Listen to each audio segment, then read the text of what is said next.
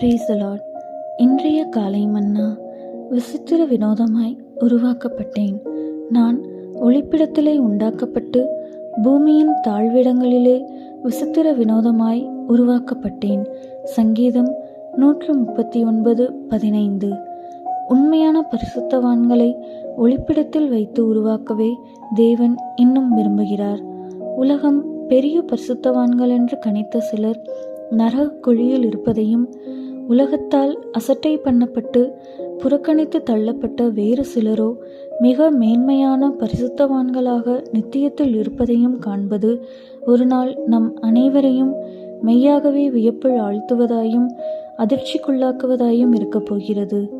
தம்முடைய பரிசுத்தவான்கள் கிறிஸ்துவுக்குள் மறைந்து ஜீவிக்க வேண்டுமென்று தேவன் விரும்புகிறார்.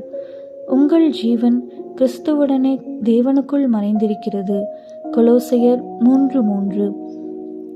91ஆம் சங்கீதத்தில் குறிப்பிடப்பட்டுள்ள மகிமையான ஆசீர்வாதங்கள் எல்லாம் உன்னதமானவரின் மறைவில் இருக்கிறவர்களுக்கே உரியவையாகும். உன்னதமானவரின் மறைவில் இருக்கும் பரிசுத்தவான்கள் இரகசிய பாவங்களை வெறுத்து விடுவார்கள். இந்த பாவ உலகத்தின் வசீகரங்களையும் மகிமைகளையும் விட்டுவிட்டு கிறிஸ்துவுக்குள் மறைந்திருக்கும் ஒரு ஜீவியம் செய்வதென்பது எவ்வளவு ஆசீர்வதிக்கப்பட்ட ஒன்றாகும். விரிவாக்கப்பட்ட ஆங்கில வேதாகமம் மேற்காணும் வசனத்தை இவ்விதமாக கூறுகிறது: நான் பூமியின் ஆழங்களில், அதாவது இருளும் மர்மமும் நிறைந்த மண்டலத்தில் நுட்பமாக விசித்திர வினோதமாய், அதாவது பல்வேறு வண்ண நிறங்களால் சித்திரத்தையல் வேலைப்பாடு செய்யப்பட்டது போல உருவாக்கப்பட்டேன்.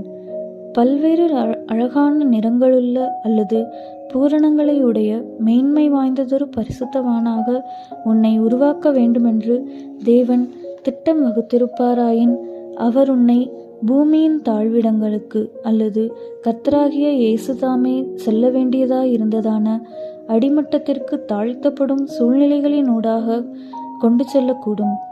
சில காலத்துக்காகிலும் காரியங்கள் உனக்கு மர்மமாக தோன்றும் வகையில் கர்த்தர் உன்னை அப்படிப்பட்ட இருளான பகுதிகளினூடாகவோ அல்லது காலகட்டங்களினூடாகவோ எடுத்து செல்லக்கூடும். இவையெல்லாம் மகிமையின் மாளிகையின் அஸ்திபாரங்களே ஆகும்.